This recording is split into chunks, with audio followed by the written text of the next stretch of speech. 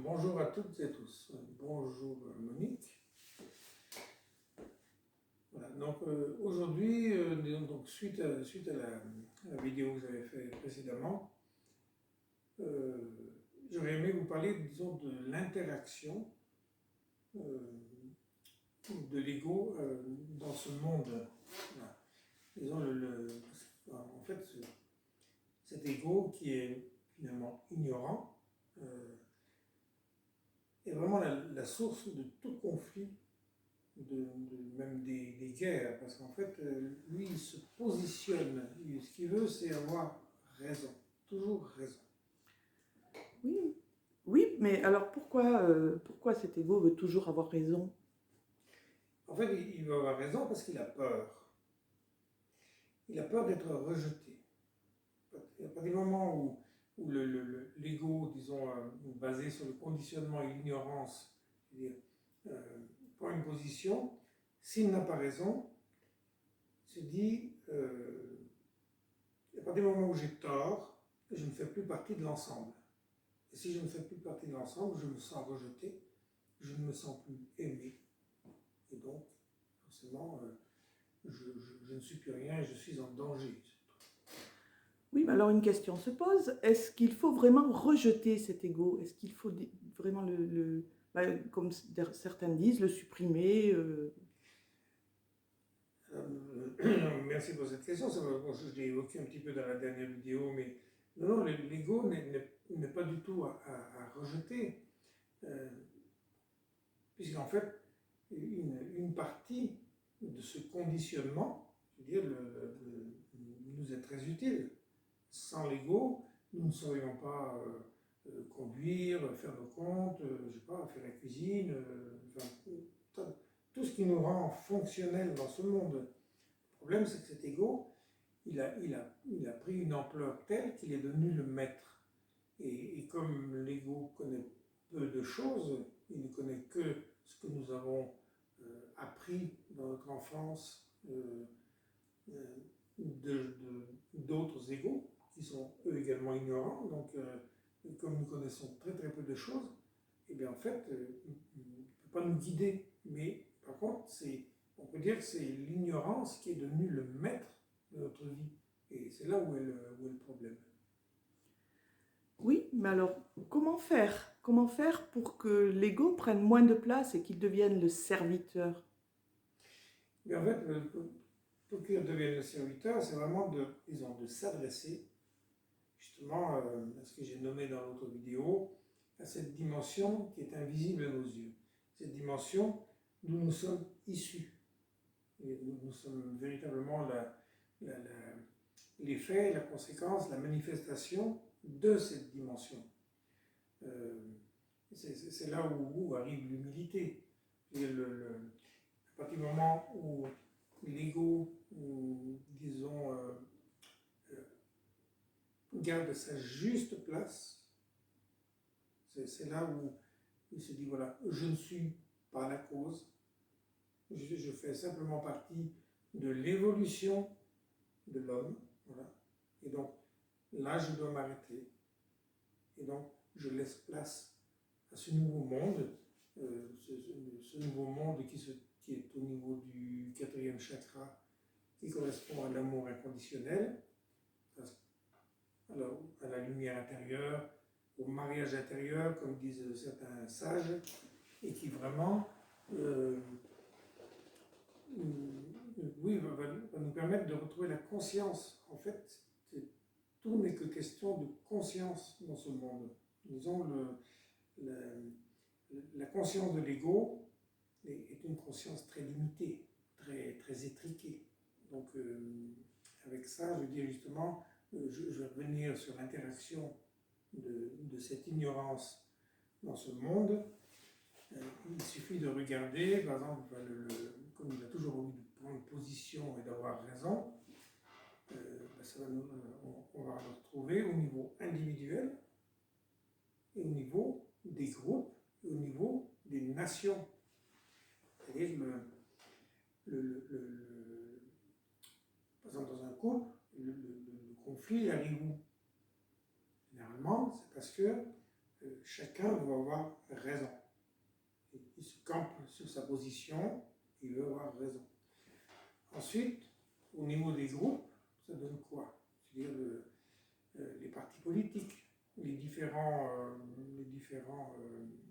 différentes équipes de foot, de rugby, les différentes personnes, les différents chanteurs, les différents partis politiques, enfin, tout ce qui a pris position pour une cause.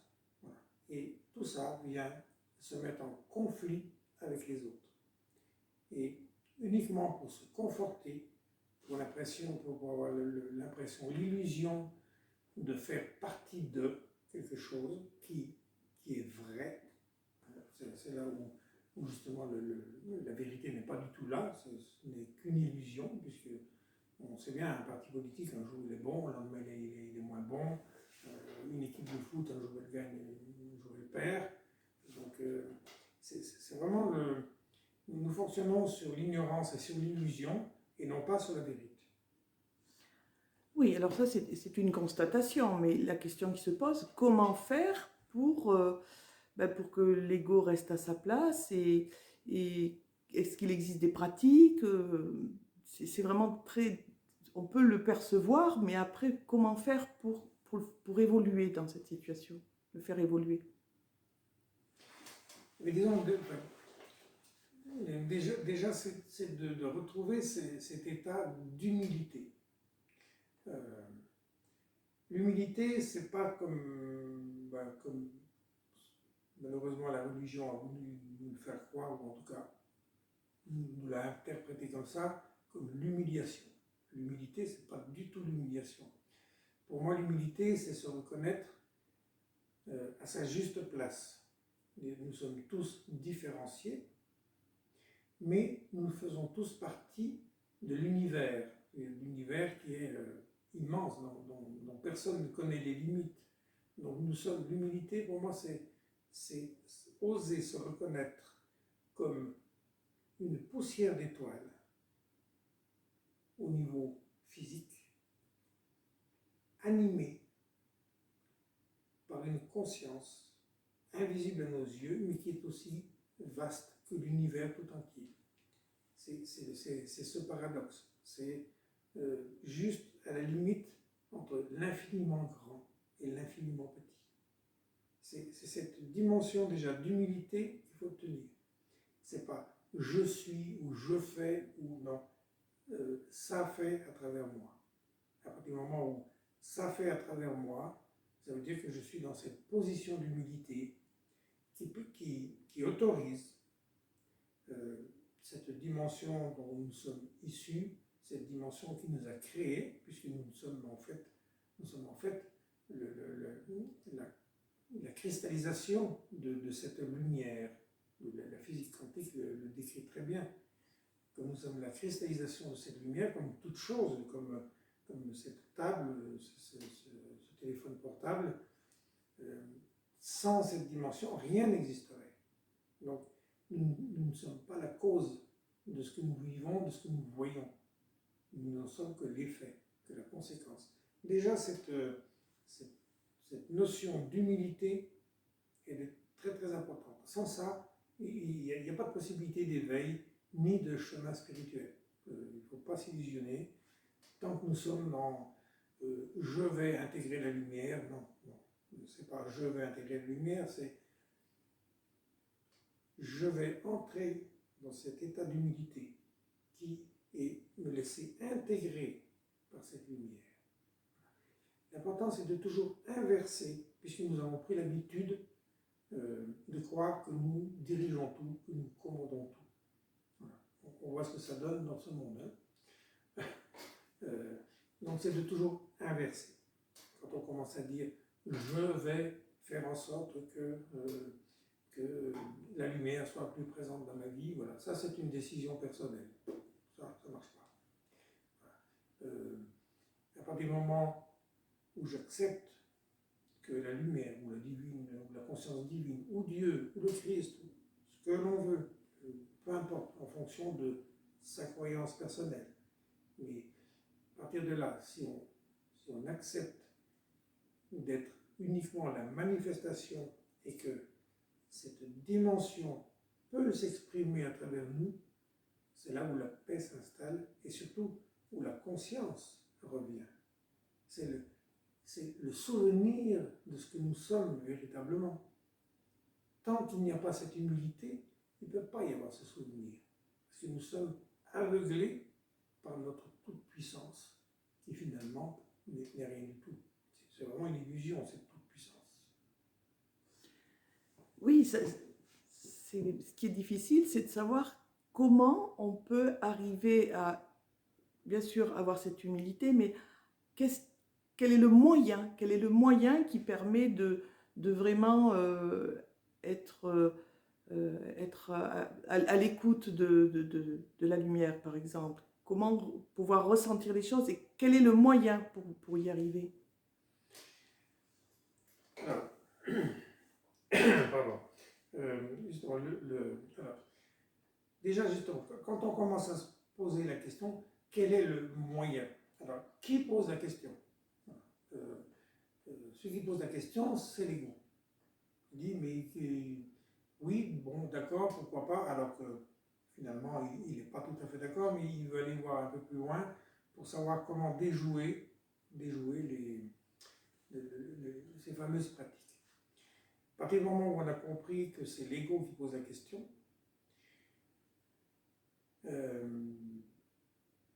on doit. L'essentiel, c'est de ne pas se poser la question quel est le moyen, c'est d'entrer directement dans cet état d'humilité. Ensuite, tout arrive. Mais il y a je dirais comme des petites formules magiques, enfin, qui pour moi sont magiques parce qu'en fait, c'est de prononcer des paroles et avoir des pensées depuis cet état d'humilité qui vont se diffuser dans cet espace créateur qui est en nous, tout autour de nous et dans l'univers tout entier. Ça, c'est quelque chose de très important. Puisque nos paroles et nos pensées créent, elles sont créatrices. Et la physique quantique le décrit très bien. Nous sommes électromagnétiques. Et nos pensées, nos paroles sont comme des postes radio, ou plutôt des antennes radio qui vont diffuser dans ce champ quantique, dans ce champ créateur, leur teneur. C'est-à-dire si vous pensez noir,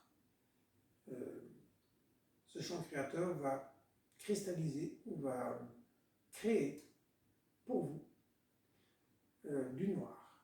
Et de par notre nature magnétique, nous allons réattirer notre création, l'objet de notre création, et nous allons réobtenir du noir.